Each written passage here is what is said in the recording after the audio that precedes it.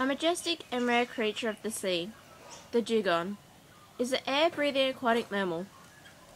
In the days of the early sailors, dugongs were mistaken for beautiful women and were the core to the mythical stories of the mermaid. Dugong's streamlined bodies are similar to a dolphin. It is completely hairless except for the bristles near its mouth.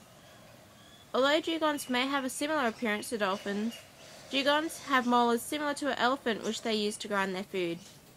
The dugong's diet is composed of seagrass, which determines their global distribution.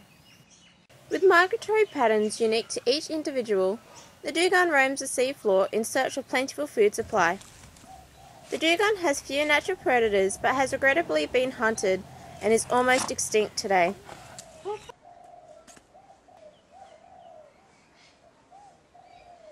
Although seagrass beds can be found almost worldwide, dugongs are commonly found here, in the warmer tropical parts of Australia, which surround the top edges of Western Australia, Queensland and along the Northern Territory coastline. Similar environments can be found in the Indian and Pacific Oceans and the waters of Papua New Guinea and Indonesia, seen here highlighted in blue in the map. Tragically, as the human population has grown along Australia's coastline, more of us have started entering the shark's domain, and so too the dugong's domain. Shark nets have been stretched along Australia's coastlines. These nets provide protection to those who play in the water. However, they have quite a detrimental effect on the dugong population. Dugongs are slow-moving and are often victims to boat collisions.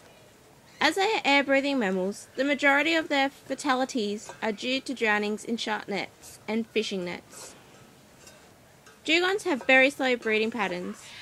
Once a dugong has reached maturity, which takes between 9 and 17 years of age, the dugong will only give birth to one calf every 3 to 7 years. Unfortunately, due to human interference and their slow breeding patterns, dugongs are listed as endangered in both Australia and internationally.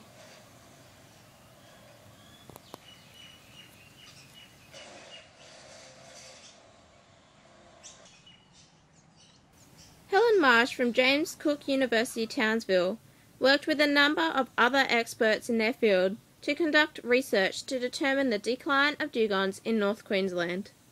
The team and I gathered abundance information by using aerial surveys and dugongs caught as a bycatch in shark nets. We were able to estimate that this region has supported around 72,000 dugongs in the early 60s. The population growth rates on dugongs are very sensitive, and human activity puts a great strain on these majestic mammals.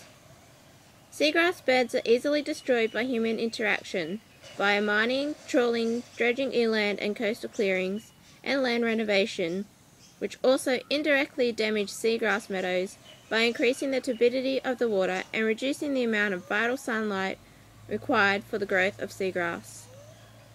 Even the slightest decrease in the mature dugongs can cause a decrease in their population. During the 35 years of the information that we have used from this experiment, the amount of sites and bycatches of dugongs have decreased from 8.7% per year. This decline is devastating to even imagine. Educational programs have been created to increase our knowledge on these precious marine creatures. The Australian Government and local councils have endorsed several other conservation strategies, including habitat protection and marine parks, speed restrictions for boats to urge people to slow down, and research programs. As an international conservation strategy, the Samoan Islands have joined with the Pacific Islands to launch 2011 to be the Year of the Dugong, to help raise awareness and promote the need to protect these majestic mammals as well as their coastal and marine ecosystems. A recent study in 2008 has shown that most of the Australian populations of dugongs were found in the Gulf of Carpentaria, North Queensland, with the Wellesley Island area providing the sanctuary for approximately 7,000 individual dugongs. The dugong truly is extraordinarily extravagant.